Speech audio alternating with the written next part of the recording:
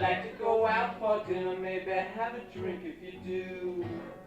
I like to go out for dinner 'cause I like to go to dinner with you if you're okay. But when you're sad and blue, I don't know if I can take Yeah, my living arrangements in 1978, not ideal. I was trying to make a name for myself as part of a novelty singing duo. We thought our stuff was terrific, but nobody else did. So we tried to peddle the songs up in San Francisco. I had some connections up there that I thought were really solid, but they weren't.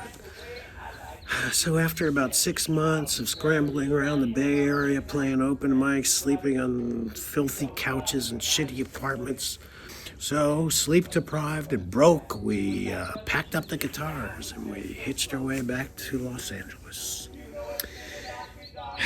In search of new filthy couches to sleep on, I took advantage of an old friend of mine named Stefan, who was an actor, and he was living in a tiny bungalow apartment with a cat named Pip behind a house on Olympic Boulevard. Stefan was generous to a fault. I stayed there way longer than I probably should.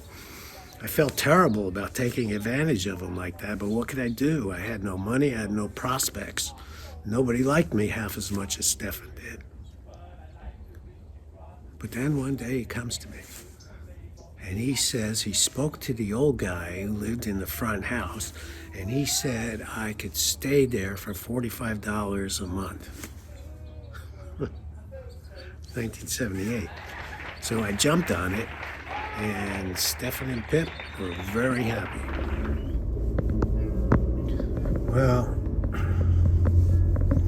the group broke up, and we went our separate ways. But at least I had a room in the house to live in. But I didn't have 2 nickels to rub together, let alone the $45 for rent. So now I was really desperate to find a job, and I started searching in earnest. But I didn't have a car. All I had in the world were a couple shirts, 2 pairs of pants, sneakers, and my trusty scooter. But not the motorized kind of scooter. This was the kind of scooter you propel with foot power. And I traveled all over Los Angeles on that thing.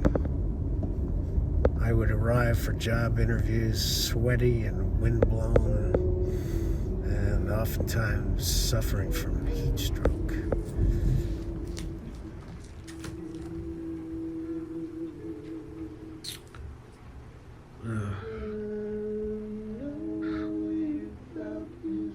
So, when I finally landed the Celebrity Grams gig, that was cause for great celebration. My job was to answer the phones and take the orders, and I wrote lyrics for the telegrams so that they included specifics for the people they were being sung to. It was a minimum wage job, but, I fancied myself to be a writer, especially after the rock star dreams got dashed to pieces. So at least the job made me feel like I was writing for a living, and that was a big boost to my disintegrating self-esteem. So that's where I lived. In the summer of 1978, in the back bedroom at Old Al's house. I had my own disgusting bathroom, and I had full use of Al's roach-infested kitchen. Al kept his stuff on one side of the refrigerator, I kept my stuff on the other side of the refrigerator. And I had my own cabinet shelves, so there would be no confusion about who belongs to what. Now this separation of things started when Al accused me of stealing his chip cookies. Chips Ahoy, his favorite. I never touched his cookie. But Al wouldn't believe me. So that's when this this separation of things started happening. In the living room was Al's beloved recliner that he would sit in when he watched TV. Now, I was forbidden to ever sit in that chair. Not that I'd ever want to, because when Al watched TV, he would eat Cheetos and he would get the orange stuff all over his face. It would be all over his face, all over the chair, all over the walls, all over everything. It would stay on his face for days. I don't know how often old Al bathed himself, but judging from the smell, it wasn't very often.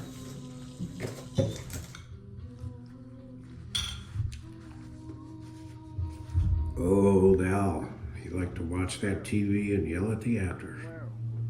And that TV was constantly on.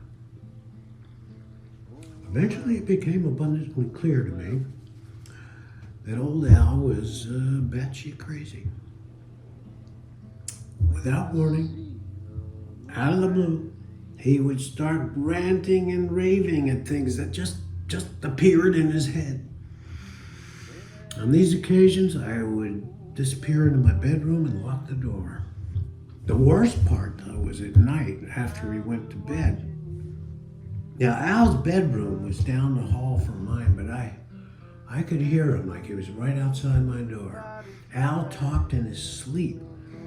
Actually, he yelled in his sleep, and he would have conversations with his long-dead mother, doing both voices so that you'd swear there was somebody else in the room with him. He would cry and plead with her to forgive him, and she would scold him and tell him what a bad boy he was. This was not only incredibly annoying, but it was incredibly scary. I was afraid that one night there'd be a knock on the door and standing there would be a toothless Norman Bates with Cheetos all over his face, holding a butcher knife and all dressed up like Mama. But what actually did wind up happening in that house, if it didn't actually happen to me, I would never believe it. And what I became capable of doing. Yeah. I wouldn't believe that either.